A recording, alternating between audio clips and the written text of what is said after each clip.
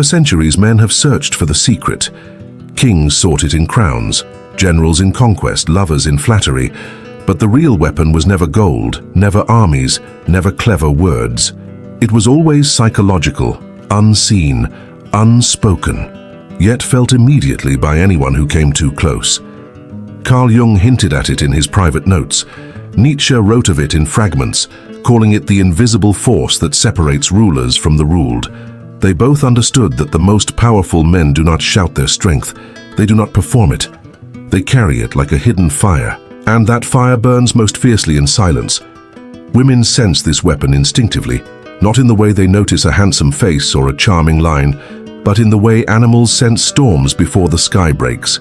It is not something you can fake, because it does not live on the surface. It lives in the posture, the gaze, the rhythm of breath. It is not noise, it is presence. Think about it. When a man walks into a room desperate to impress, he loses before he begins. Every forced laugh, every overplayed joke, every flash of arrogance smells of need.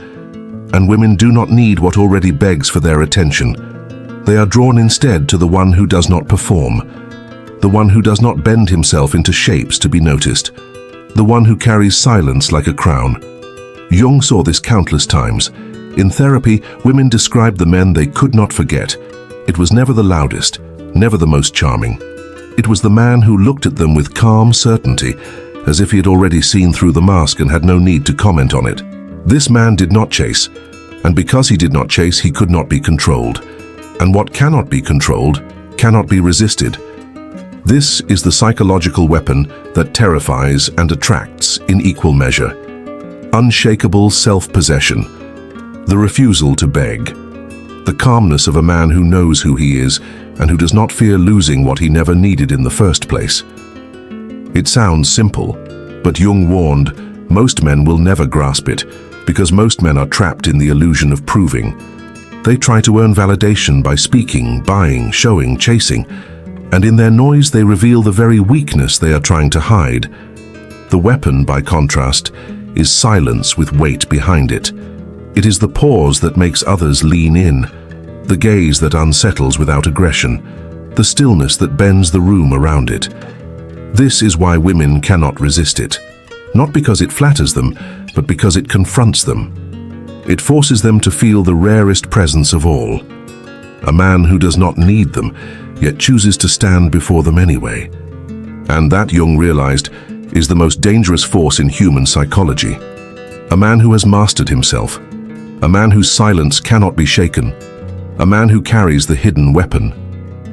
Society teaches men to chase, to perform, to prove themselves with gestures that scream louder than their own insecurities. From the moment they are boys, they are told that if they are louder, funnier, richer, stronger, they will win affection, that the world will notice them, that women will desire them. But Jung warned that this desperate performance is not power, it is its opposite, because desperation is not invisible, it is a scent, and women can smell it before a word is spoken.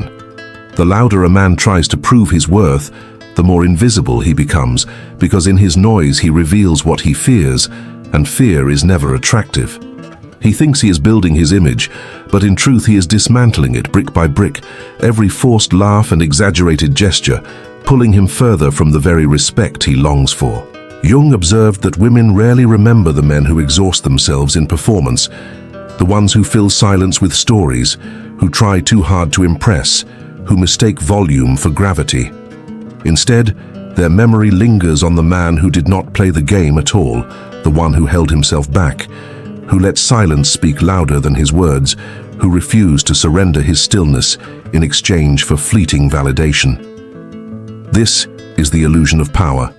The belief that you must prove yourself constantly to be seen, when in reality the more you try to be seen, the more invisible you become. Nietzsche described this as the slavery of approval, the endless cycle of bending yourself to the expectations of others until you no longer remember who you are. And once you are enslaved to approval, you can never wield power, because true power requires indifference to recognition. What makes the psychological weapon so magnetic is not that it dazzles, but that it resists. It resists the temptation to explain, to prove, to impress, to grasp. It stands in quiet contrast to the world's noise, and in that contrast it becomes undeniable. The man who does not try to convince anyone of his value radiates a force that the world cannot look away from, because while others spend their energy begging for attention, he creates gravity. And women who are trained to test, to probe, to search for weakness in a man's armor find no purchase on the one who does not react. And that absence of reaction is intoxicating because it cannot be faked, because it cannot be rehearsed, because it cannot be sustained by someone who does not truly know who he is. Jung wrote that the manipulator, the seducer, the false charmer, all collapse before indifference because indifference cannot be manipulated, it cannot be bought, and it cannot be broken. The illusion of power is the frantic performance of men who mistake attention for respect. The reality of power is the silence of a man who could speak but does not need to. And this is the paradox women cannot resist. They are drawn not to the man who needs them most, but to the man who needs them least, because that is the man who is truly free. Jung once wrote that the most unsettling presence is not the man who shouts to be heard, but the man who watches in silence. Because silence unsettles in a way words never can. It forces the other to wonder, to project, to fill the emptiness with their own imagination. And women, more than anyone else, feel this pull immediately, because in the stillness of such a man, there is no mask to grab, no script to follow, no weakness to manipulate, only an awareness that feels unblinking, and it makes them ask themselves questions they did not plan to ask. It is not charm because charm fades. It is not looks because looks are everywhere. It is not performance because performance grows tiring. What women respond to again and again is the disquieting calm of a man who sees without needing to comment, who listens without rushing to speak, who observes without breaking eye contact, and in that moment they feel as if they have been seen in a way they cannot escape. Jung called this strategic empathy, not the kind of empathy that collapses under the weight of another's emotions, but the kind that maps, that records, that notices the detail hidden beneath the detail, the hesitation before a smile, the nervous shift of posture, the story left untold. And when such a man finally does speak, his words do not scatter like everyone else's, they land like stones dropped into water, rippling outward, impossible to ignore, because he does not waste breath on the surface. He speaks to what is hidden, and to be spoken to at that depth is an experience so rare it becomes addictive. The woman cannot explain why she remembers him, why his presence lingers in her mind long after the room has emptied. But Jung knew why. It is because she felt exposed not in shame, but in truth, because for a moment she realized someone could see the shadow she had hidden even from herself. And truth, when delivered without judgment, is irresistible. This is why the psychological weapon is not about manipulation. It is about revelation. The quiet man reveals what others ignore, and in that revelation lies both danger and desire, because the one who can see you completely is also the one who can unmake every disguise you thought kept you safe. That is why women cannot resist it. Not because it flatters them, but because it disarms them.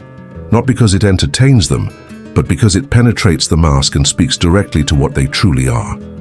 Jung warned that this influence is the most dangerous kind, because it does not force, it does not demand, it does not persuade, it simply exists, and its existence rearranges the room, until those within it feel the shift in their bones, unable to name it, but unable to walk away from it.